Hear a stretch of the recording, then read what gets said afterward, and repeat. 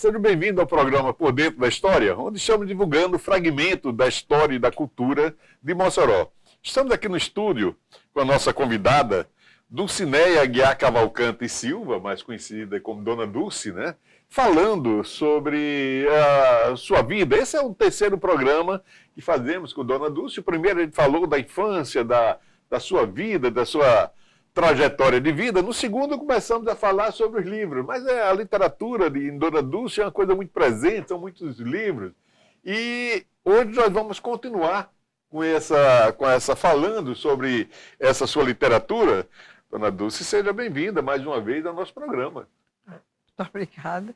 Eu é que agradeço o seu convite.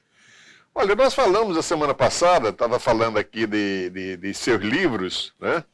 Aí já mostramos aqui, seu primeiro livro faz 4 estações, que foi em 2002, depois veio Poltrona Azul em 2008, Bicicleta de Papel em 2012, e esse Bicicleta de Papel já tem todo um especial, porque é um livro de poesia, mas que foi ilustrado por uma neta sua, né? Traços bonitos, simples, muito bonito, e depois veio, em 2016, um livro de crônica, que é mais um livro de memória de toda essa sua trajetória, que se chamou de Um Chão de Memória Solta, né? Agora, além desses livros que a gente mencionou aqui, você publicou vários material aí junto com outros autores, né? Nessas coletâneas aí que... Qual foi, lembra assim, qual foi a... Eu não trouxe todos, mas no Clube de Leitura As Traças, todos os livros das traças que a gente fez, todas as coletâneas eu participei. Acho que umas 4, mais ou menos. Eu participei, né? E depois, quando entramos na Café e Poesia, a gente simplesmente sentava para conversar. Aí surgiu aquele momento assim, por que a gente não faz um livro de coisas da gente escrever?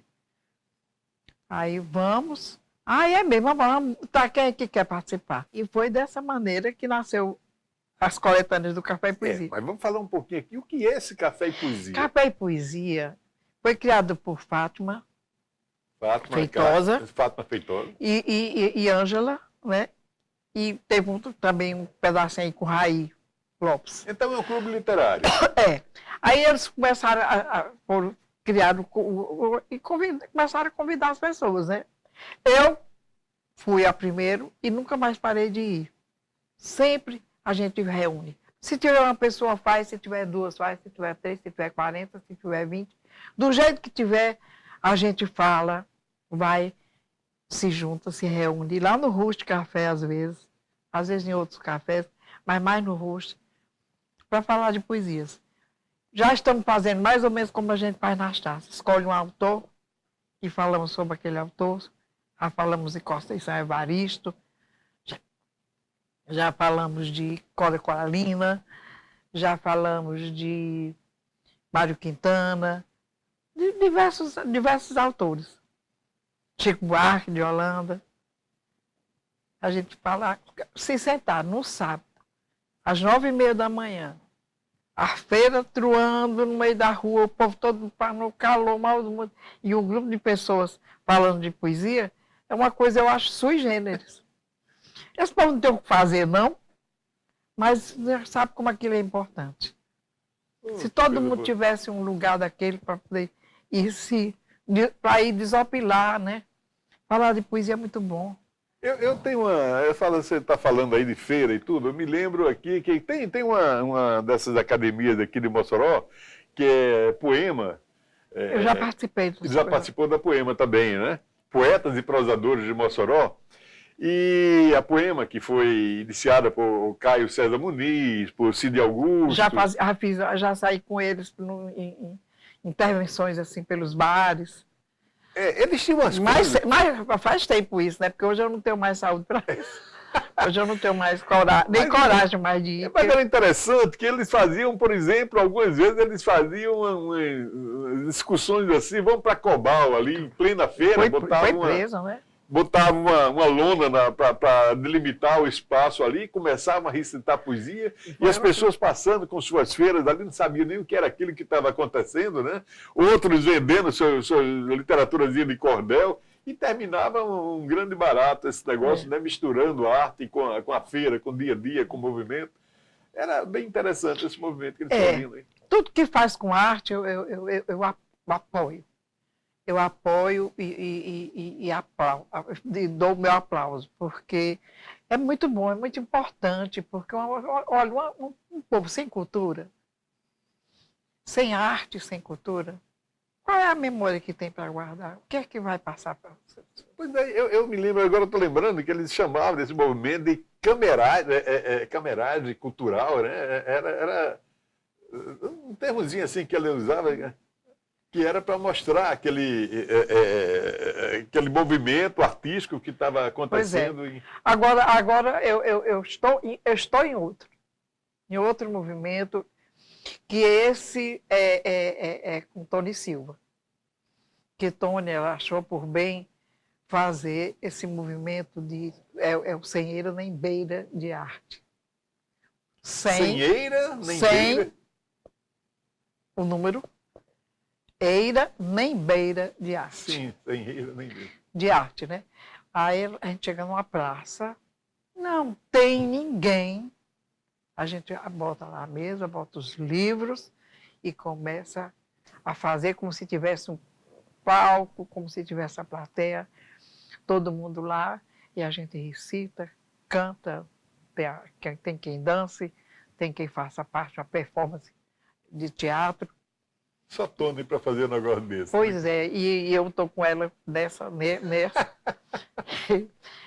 Às vezes não tem ninguém. Mas o último que a gente fez foi tão interessante que começaram a sair todo mundo das casas com as cadeiras, e quando nós terminamos tinha mais de 50 pessoas assistindo.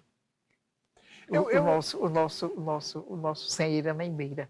Eu participei de um movimento aqui em Mossoró que foi muito bonito. Foi quando completou 80 anos da invasão, foi em 2017, né? 2007, né? Daquela história de Lampião aqui em Mossoró, da invasão de Lampião. Para comemorar os 80 anos desse evento, a prefeitura fez uma série de eventos por aí, e uma delas foi fazer a leitura do livro que conta essa história de Lampião aqui em Mossoró, de Raul Fernandes, só que interpretada artisticamente. Então montou um palco lá naquela praça, em frente à biblioteca, né? E a gente ensaiou, tinha várias pessoas aí ensaiando, cada um ia falando um pouquinho, interpretando aquele texto, uma parte, não era o livro inteiro, é claro, mas interpretando o resumo daquele livro. E deu tanta gente, a prefeitura botou cadeira lá, foi um finalzinho de tarde, de um sábado, e lotou a praça, ficou lotada das pessoas para assistir aquela interpretação daquele texto que era tão comentado aqui em Mossoró, mas pouco conhecido, né? Pouca gente conhece, sabe assim do evento, mas conhece muito pouco sobre a história mesmo, como aconteceu. Né? A Tony, ela teve essa necessidade de mostrar, porque ela disse assim, nem no meu bairro sabem quem é Tony Silva, né? E hoje, eu quem estou dizendo, não é ela. Hoje ela é uma das maiores atrizes do Rio Grande do Norte, né? Eu acho que do Brasil, porque Tony participou de filmes, participou de tudo, só que Pois aqui na cidade, aquela história ninguém é profeta na sua cidade. Na né? sua terra. Ela diz, ninguém sabe nem quem eu sou, né? Então eu quero me mostrar para o pessoal que nunca viu um teatro, que não sabe nem o que é um teatro. Ela ela se emociona, que ela é muito emotiva, né? É muito sensível, e é uma artista mesmo. E ela faz aquilo sem ter ninguém, para ninguém, só as 3 pessoas que vão com elas 4, que ficam ali sentadas, e ela faz aquilo ali como se tivesse o teatro lotado. É fora de série esse. É perigoso, né? Mas eu acho uma ousadia da gente fazer isso.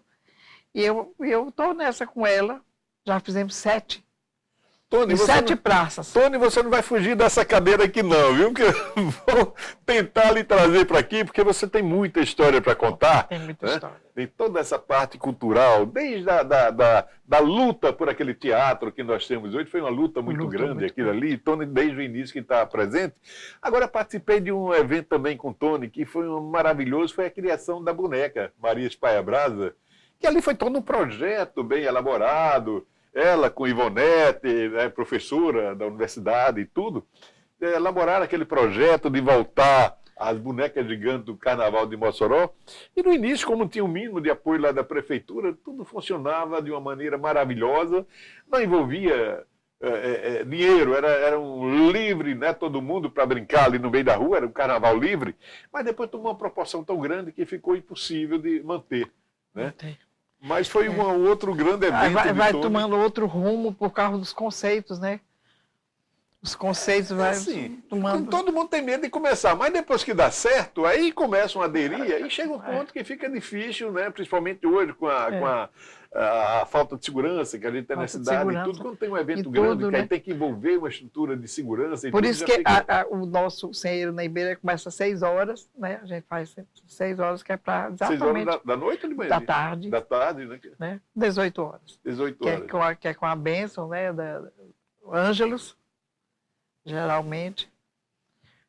E ela canta também uma oração em Yorubá. Que maravilha. É lindo. É muito bonito. Tony também faz parte da FLAM, né? Ela faz parte da FLAM e faz parte do Café e Poesia. E Café e Poesia. Faz parte do Café e Poesia. Ah, bem interessante aí. E essa sua coluna lá do Jornal de Fato? Ele já está há algum tempo nessa coluna. É, com 2 anos já. 2 anos. 2 anos. Eu pensei que não fosse capaz. Eu digo, meu Deus, eu não tenho um assunto. Porque é muito difícil o gatilho para você começar. Depois eu entendi, eu digo, menino, eu vi uma frase de José Saramago dizendo que basta parar, pensar e ver que sempre tem algo para dizer. E eu digo, sabe que ele tem razão? Ora, se que era ele, Saramago, que ganhou o Prêmio Nobel de Literatura, ele parava para pensar, por que eu também não posso parar para pensar, para poder escrever? E quando eu falo a primeira palavra, você vai descrevendo. E nessas palavras aqui eu boto eu venho com umas histórias, né? Eu tenho diversas blocos. Eu tenho, alguém me lê, porque eu tinha um blog. E quando eu vi assim uma bandeira lá de Évora, Portugal, alguém em Évora tinha me lido, eu digo, poxa, em Évora, alguém me lê em Évora. Aí fiz. Depois foi outra, Atlanta. E assim foi fazendo. Aí tem um bloco. Aí tem um bloco assim, o fio interminável da memória, das coisas que eu me lembrava do meu pai, da minha mãe. Aí fazendo umas crônicas assim, de memórias, mas também ao mesmo tempo contando umas histórias, né? Contando minhas histórias. E como eu falei também do futebol, quando nós perdemos, né? E foi aquela vergonha também. Eu fiz a crônica da perca, que foi muito grande, da 7-1. É interessante essa história, porque o nosso saudoso Raimundo Soares de Brito, né, que a gente conhecia como Rai Brito, pesquisador, historiador aqui de Mossoró, ele tinha uma frase que ele dizia que depois que a mosca azul pica a gente, nunca mais a gente consegue parar de escrever, né? Porque tem sempre... Tem sempre alguma coisa. Eu agora estou com outro bloquinho, sobre os velhos. Os velhos estão por toda parte. Que vai ser um bloco, vai ser bem interessante, porque eu vou começar a fazer as pesquisas, pessoas que eu conheço, coisas que eu estou vendo, e vou botando que não é só os jovens que movem essa terra. Que, ai, se não fossem os velhos que estão por aí por toda parte. Dulce, mais um final de programa, né? O tempo passa muito rápido aqui na televisão e queremos agradecer por sua presença, por se abrir contando toda essa história, expor sua vida aqui para a gente, para conhecer quem é a Dona Dulce que publicou tantas obras, né? Então, quando você vira um livro desse numa banca, numa livraria, já sabe toda a bagagem cultural que essa mulher traz aí, que passa por esses livros. Quero agradecer a vocês que nos assistiram, né? E dizer, a gente sempre lembra, se você quiser deixar algum recado para a gente, uma crítica, um elogio, ou o que for, uma sugestão para um novo programa, escreva para o gmaia1@gmail.com, né? E lá você pode deixar a sua sugestão. Então, até a próxima semana, se Deus assim permitir.